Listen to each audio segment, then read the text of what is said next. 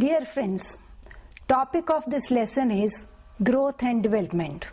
In the present topic, we will try to learn what is growth, what is development, concept of maturation, difference between growth and development, principles of growth and development, educational implications of growth and development, stages of development, and various areas of development. Introduction. Growth and development are interchangeably used words usually taken as synonyms. These are the words which are the chief characteristics of the living beings.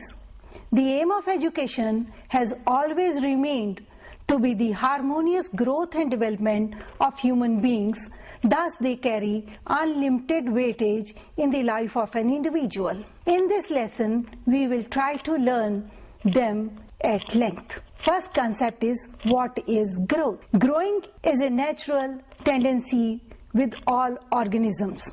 Those who have life do grow to a certain age. If requirements such as food and needed protection from heat, cold, and external dangers are provided, all living things will tend to grow to their fullness. Of course, there are limits fixed for fullness. The term growth refers to the increase caused by the biological process in which a living organism, a child, a plant, an insect, becomes bigger in size, in volume, and heavier in weight. Growth is a sign of life, and all living animals have to struggle to grow. Darwin's dictum, survival of the fittest, the bigger fish eating the small one, is a biological reality. Growth becomes stern if biological needs are not provided in full. In their absence, growth stops, and so does the life. Like the seed of the plant, which has the roots, the trunk, the leaves and branches, flowers and the fruit in the inherent form in it, the fertilized egg in animals, including man, has all the natural equipment, all organs, external and internal, such as eyes, ears, nose, tongue, teeth, legs, heart, etc., which later on grow as per the rule of the growth, with passage of time, are inherent in it. Growth is a change in the organism which can be observed and measured in qualitative terms. The second concept is what is development. The term development is not limited to growing larger or heavier. According to Hurlock, it consists of progressive series of change of an orderly, coherent type towards the goal of maturation. The three terms used in the above definition need special attention. Term progressive means that changes are towards forward rather than backward. Term orderly means in a definite sequence. Term coherent suggests that development does not take place haphazardly, but there is a definite relationship between each stage and next in the developmental sequence. Each change is dependent upon what preceded it and affects what will come after. Pierre London has beautifully given the meaning of development. He says development means the whole sequence of life from conception to death. It is not merely what happens, but how it happens. The order of its unfolding, the rules which govern it, and the variations and irregularities which separate individuals and culture and whole species from one another. All living things develop, and more complex the creature, more complex is his development. In the education terminology, development is often described as psychobiological Readiness. In simple language, it is readiness for psychological and biological development, that is mind and body development. According to Ausubel, 1969, readiness is the adequacy of students' existing capacity in relation to instructional objectives. According to Decto and Crawford, 1975, readiness is identical with entering behavior. The third concept is concept of maturation. The biological growth which occurs largely under the influence of heredity is called maturation. For example, we observe a child's growth in height and weight, his increased muscle size and deepening of voice. We are observing his maturation. Thus, maturation means unfolding of the traits potentially present in the individual resulting from his heredity. According to Herlock, by maturation is meant the development or unfolding of traits potentially present in the individual because of his heredity endowments. Thus, maturation is the inner growth process unaffected by training. Then we come to the causes of development. Development is the result of the interrelationship between maturation and learning. In the previous paragraph, we have tried to understand that maturation is the inner growth process. Before a child develops the ability to walk, his legs must reach a certain degree of maturity. Once he reaches maturity, he starts walking. Another factor that causes development is learning. Learning implies exercise and experience on the individual's part. Learning may result from practice and mere repetition of an act, which in turn may bring change in the individual's behavior. Now, let us talk about difference between growth and development. Generally, growth contributes to development, but not always. A person may grow fat, but that cannot be considered as development, in the sense that it never represents higher level of maturity. Development is more comprehensive, which includes not only physical aspects but social, intellectual, moral, emotional and spiritual aspects of life. To be more specific, let us understand the following differences. Growth refers to change in the particular aspect of the body. Development, on the other hand, implies the organism as a whole. Growth is not throughout life. For example, we may not grow in height after some age, whereas development is throughout life.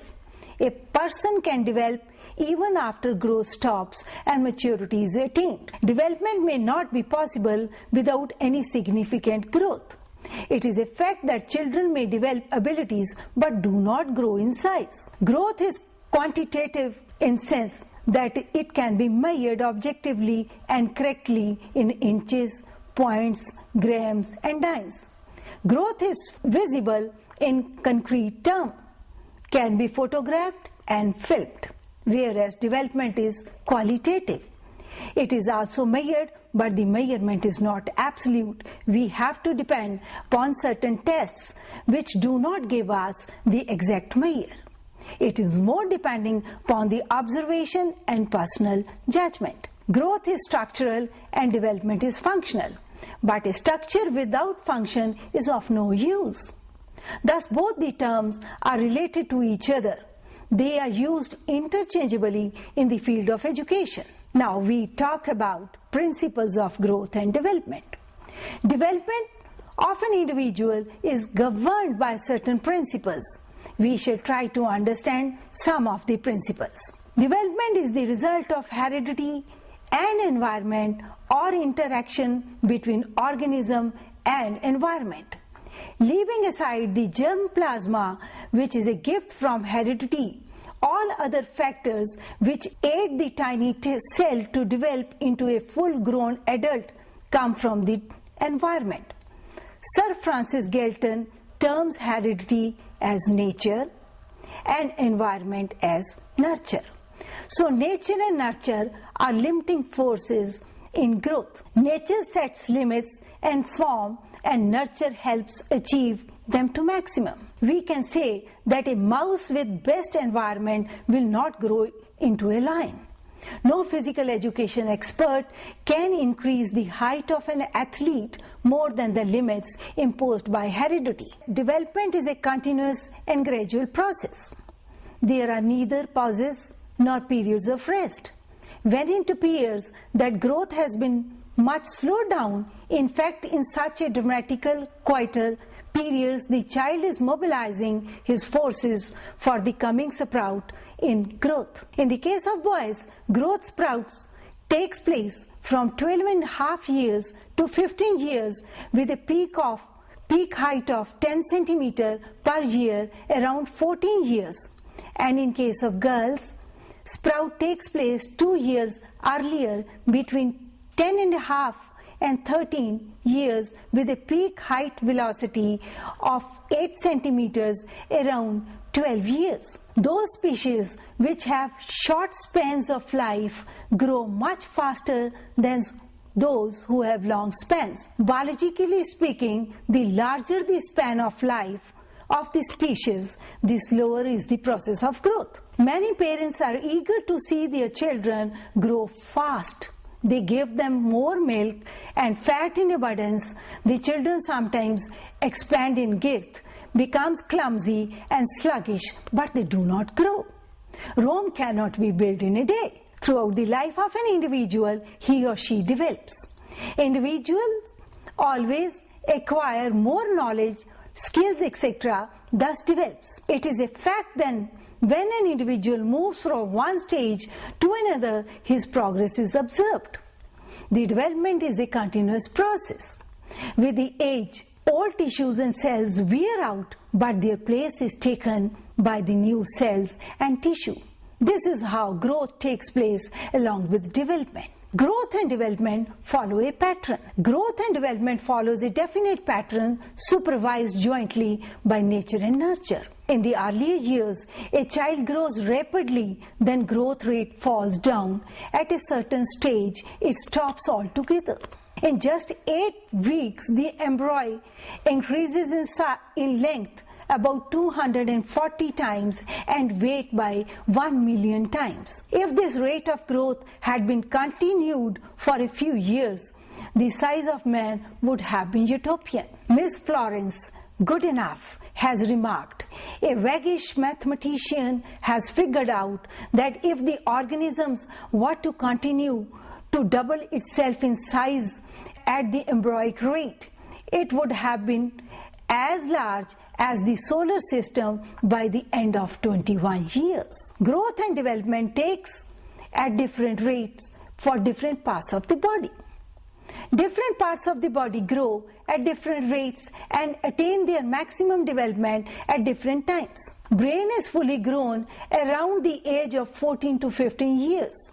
Height stops growing beyond 18, but weight increases. Bones too add to their thickness. At birth, the head is exactly 1/4 of the total body height. At maturity, it is 1/8 of the total length. Creative imagination develops rapidly in childhood and reaches its peak in youth. General intelligence attains its peak around the age of 15 years. There are 6 differences in height and weight and the size of the various organs of the body. In the infancy, boys surpass girls. At the age of 13 years, girls are taller and heavier than boys. By the age of 15, boys are taller and heavier than the girls. Average height and weight of girls and boys beyond 15 years are always at variance. Interrelationship between different aspects of development. There are always interrelationship between various aspects of development.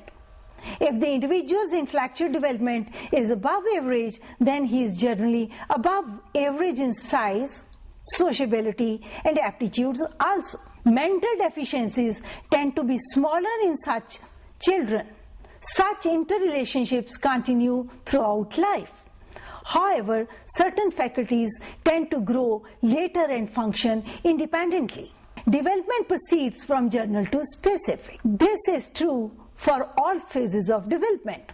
The newborn baby moves his whole body at one time. Slowly he starts making finer movements. Similarly, baby produces general bubbling sounds before he can speak specific words.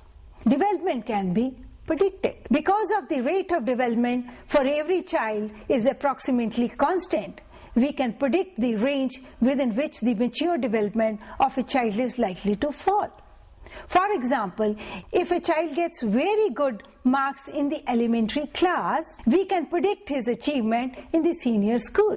Likewise, if a child is measured through intelligence tests as intellectually gifted in the earlier years, then it can be predicted that he is going to be intellectually gifted in the later years also. This is how we can make predictions about the choice of educational programs of a child at a later stage during his childhood stage. Development is cumulative. In the course of development, a single experience matters and it does not go unaccounted because it has been found out that subsequent behavior is the result of the previous experience. The developmental pattern represents sequential advancement rather than series of mere addition. Development is orderly, systematic, simultaneous process. In the case of human beings, growth proceeds from the head downwards and from center of the body out to periphery. The brain develops more rapidly than any other part of body. Nearly 80% of the brain grows by the age of 4 years, 90% by the age of 8, and remaining 10% grows by the adolescent period. Growth and development is a unique and a complex phenomena. Both growth and development are the outcome of heredity and environment. There is no certainty about the characteristics of parents to be transferred through genes to their offsprings. Sometimes the characteristics of great-grandparents are transferred, and sometimes of great-parents, and sometimes of parents. There is no uniformity in the inheritance of characteristics as well. Very short parents may have average height children, or very beautiful parents may have ugly children. Here the law of variation and law of regression of heredity may work. This is the reason we can say that development is a unique phenomena. Now we talk about educational significance of characteristics of growth and development. The knowledge of characteristics of growth and development helps teachers, administrators, and policy makers to frame up school curriculum, school programs according to the development patterns of the children in the schools. These help teachers to tackle students' problems and help them to understand their behavior. Parents are also guided by the developmental characteristics of their children. This helps them to understand their children's behavior better. Now, we come to the stages of development. Elizabeth B. Hurlock has given the following 5 developmental stages in her book Child Development. First one is prenatal period. This period extends from the conception to the birth, approximately 280 days. Then infancy. This begins with birth and extends up to first 2 weeks of life. The third stage is babyhood. This period extends from first 2 weeks to 2 years. Fourth, childhood. This includes 2 years to the attainment of puberty, which is up to the age of 11 or 12 years. This period is divided into 2 parts. Early childhood, first 6 years. Later childhood, from 7 years to 11 or 12 years. Fifth one is adolescence. This is from 11 or 12 years to the age of maturity. Although each stage is different from the other, growth is not discontinuous. Rather, growth and development take place throughout the life of the individual, thus is taken as a continuous